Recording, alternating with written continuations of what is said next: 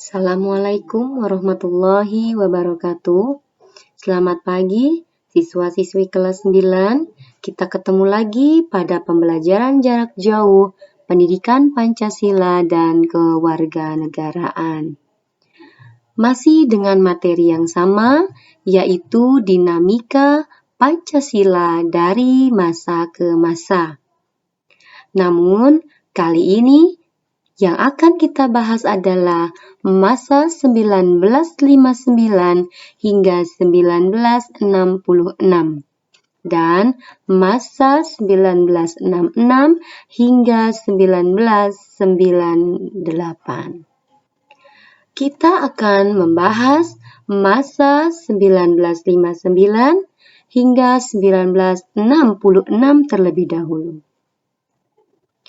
Sebagian pihak menyebut masa 1959 hingga 1966 adalah periode demokrasi terpimpin. Pada masa ini, demokrasi tidak berada pada kekuasaan rakyat, sebagaimana yang diamanatkan oleh nilai-nilai Pancasila, tetapi cenderung berada pada kekuasaan presiden. Hal tersebut menimbulkan terjadinya berbagai macam penyimpangan terhadap Pancasila. Di antaranya, 1. Diangkatnya Presiden Soekarno sebagai presiden seumur hidup. Yang kedua, pembubaran anggota Dewan Perwakilan Rakyat hasil pemilu 1955 oleh Presiden. Hal ini disebabkan akan adanya pembaharuan susunan Dewan Perwakilan Rakyat. Yang ketiga, anggota Dewan tidak lagi dipilih oleh rakyat, namun dipilih langsung oleh Presiden. Kemudian penyimpangan selanjutnya adalah pelaksanaan politik konfrontasi. Sebuah strategi politik yang tujuannya adalah melemahkan dan mengalahkan lawan dengan cara-cara yang kurang baik.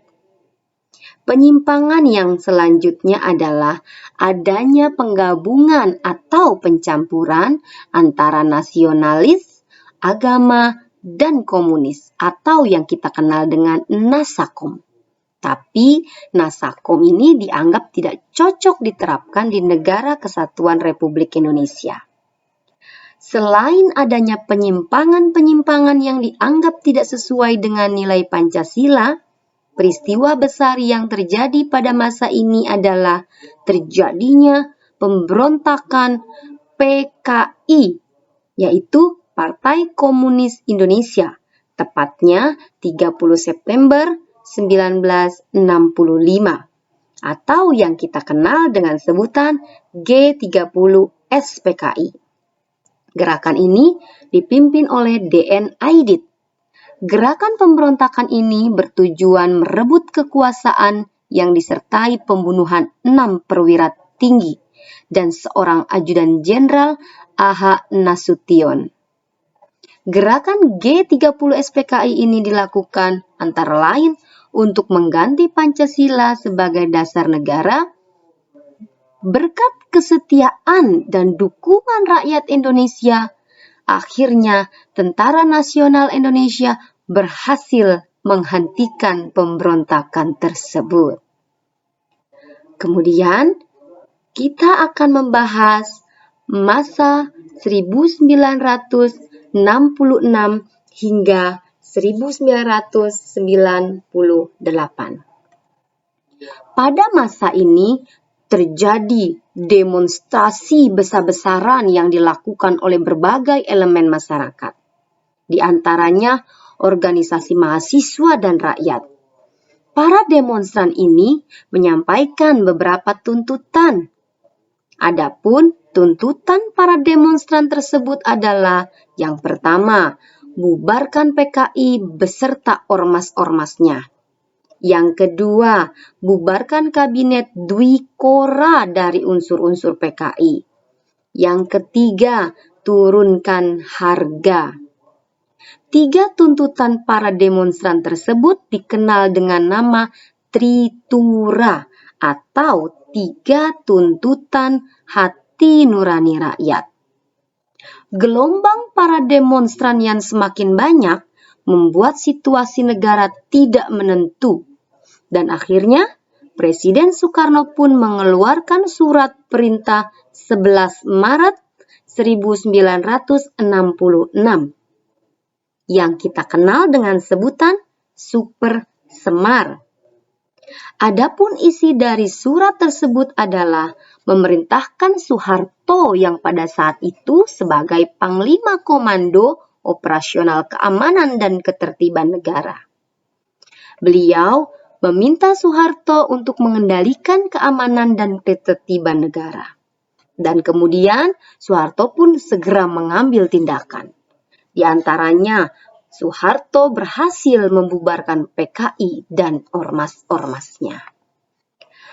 Pada masa 1966 hingga masa 1998 disebut sebagai masa Orde Baru dengan di bawah pimpinan Soeharto. Orde Baru awalnya membawa angin segar bagi masyarakat karena Orde Baru dipercaya bisa mengamalkan Pancasila. Namun ternyata Orde Baru terdapat kebijakan-kebijakan yang tidak sesuai dengan jiwa Pancasila.